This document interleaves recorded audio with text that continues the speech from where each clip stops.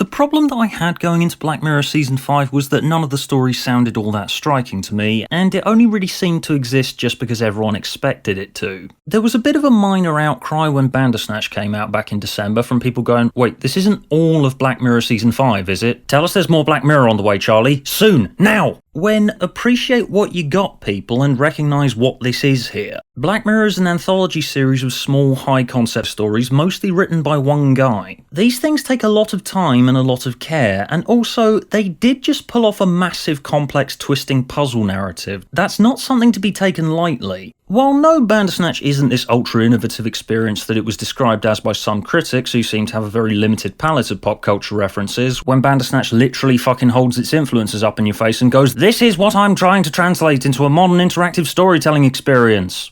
But Bandersnatch is a fucking achievement and a half in my opinion, and it didn't really need 3 extra episodes this year in order to supplement the fact that it's only one story. I still think Bandersnatch is fucking great, and I hope it's a better indication of where Black Mirror is going next, because I want this show to start exploring other avenues of storytelling. This show's different, it doesn't need to be restrained by its typical format and just recycle itself into new episodes of TV spec fiction drama, because Black Mirror is meant to feel new, surprising and innovative, and Season 5 is just more of the same really. It's good, it's Black Mirror, of course it is. Charlie's an amazing writer, but it is notably doing similar things and making the same points that it usually does. It was surprising and weird and dark and twisted in places as usual, but there's that word, usual. Usual is not what Black Mirror's for, and that's the problem. Anyway, let's go through them all one by one and prove my opening thesis that we shouldn't expect more of Black Mirror just for the sake of it, and that they maybe need to spend some more time on whatever they're cooking up next, and maybe start exploring different formats. Maybe they could make some sort of video game next. I'd love to see a Black Mirror video game. Anyway, let's start. Striking Vipers. For something that opens with the setup of old college friends reconnecting over a video game and had this plot synopsis, I never expected something so akin to San Junipero. It basically takes blokes doing the whole male bonding thing over Street Fighter, but goes, what if their avatars then started fucking and they find that they like that?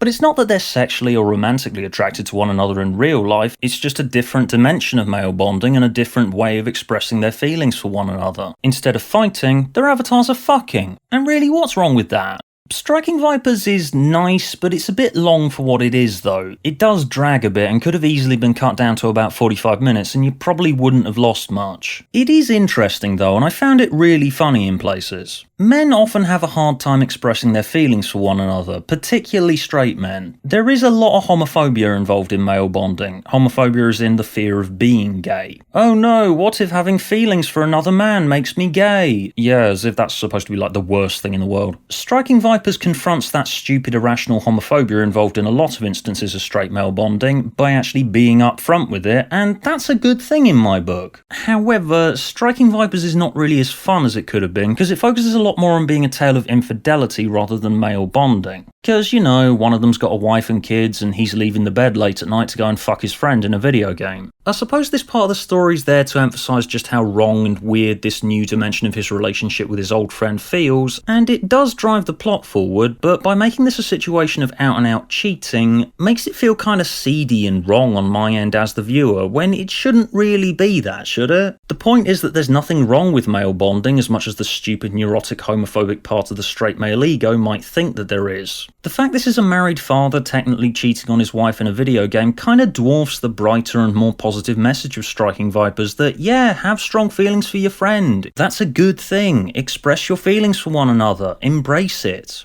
Next up we got Smithereens. This is easily the best and most finished of the lot. So a guy takes a Smithereen employee hostage and demands to speak to the CEO and creator of the app over in America as police try and manage the situation and piece this guy's backstory together from social media. While this guy's trapped in a tight space with the kid in the car, the phone connects their situation up with the police, the people in Silicon Valley, and Billy Bauer himself. It's a very small story with a very simple hook of this guy clearly being emotionally unstable, and he's obviously going to have an interesting reason for that in the end, and a backstory that's triggered him to go on this weird idiosyncratic rampage, and it keeps you waiting as it drip feeds you fragments of information to create the bigger picture. I enjoyed Smithereen a lot, but I do think this type of story where the plot's threaded together with social media media and interconnectivity was better explored in the national anthem back in season 1. I mean, the national anthem's premise is so ludicrously provocative and sparks a lot of interesting methods of trying to stop the Prime Minister from having to fuck a pig, while Smithereen keeps you waiting for its tragic and emotional story reveal and couldn't ever really expect itself to be nearly as fun as the national anthem. An episode which is even funner when you watch it and then Google the word Piggate. I mean, Smithereens starts with the tragic case of a mother whose daughter's committed suicide trying to get into her social media account. It is openly going to be very heavy stuff right from the start, but it is kinda fun to a certain extent because it keeps you guessing. That and Andrew Scott's performance in the role is fucking astonishing. The reveal of what actually happened to this guy in the final 10 minutes is incredibly satisfying as well. You'd think that with an hour's worth of teasing with the quirky hostage situation set up that the reveal would be a letdown given just how long it stretches it out for, but it was anything but. The ending ties everything together really nicely and makes an interesting point about the consequences of social media that's been designed to be highly addictive. Consequences that none of these airheaded hippy-dippy Silicon Valley people have actually thought about that could be happening thousands of miles away in another country. You can try and escape the potential unforeseen consequences of what your invention's done, obvious stand-in for Mark Zuckerberg. You may not have thought about the potential problems that your app has caused in the world and the pain that it's wrought in the lives of people thousands of miles away, but this tragedy can technically be traced back to you. No one's asking you to delete the app or anything, but the least you could do is actually listen to what's being said. Smithereens is tense, funny in parts, heartbreaking and tragic, and I love the song choice at the end. It's not a new favourite or anything, but it's a solid story and I enjoyed it a lot.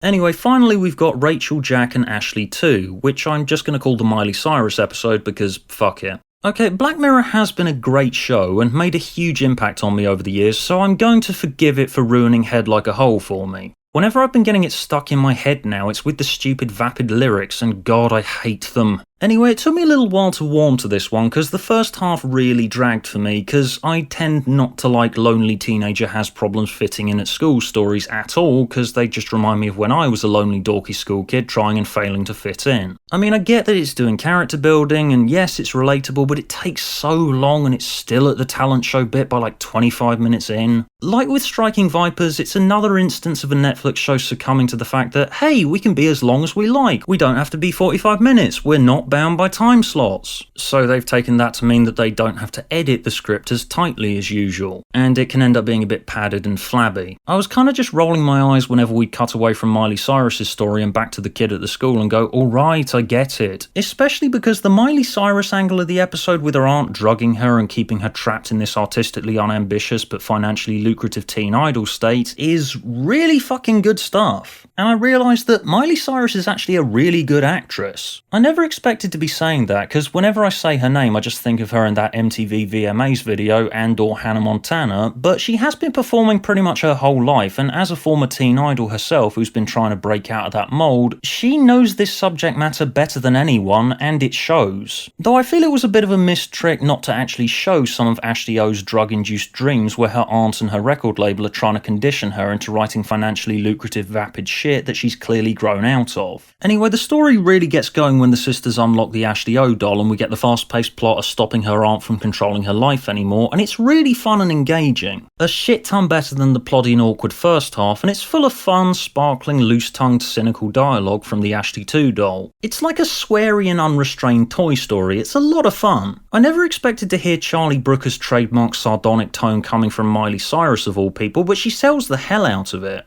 So yeah, Season 5 of Black Mirror is good, but it does feel a bit rushed, and the reason it's ended up like this is kind of blatantly we're holding ourselves to doing more than just Bandersnatch during this cycle. That and the show has done all three of these things before: virtual reality, copying brains into technology, interconnectivity expanding a smaller story. It's engaging, as it usually is, and Black Mirror is still a unique show, but these three stories themselves aren't really unique in its wider canon. I did enjoy all three of them, don't get me wrong, but I think they would have been better served by all being a little bit shorter than they were, and maybe done in about 2 years' time as part of a new solid 6-episode run. I just didn't think there was any real reason for them to happen this year. The fandom's not going anywhere, we're not going to forget about the show, we're not going to stop watching it, we'll watch whatever you do, whenever you do it. So just relax, take your time next time, yeah?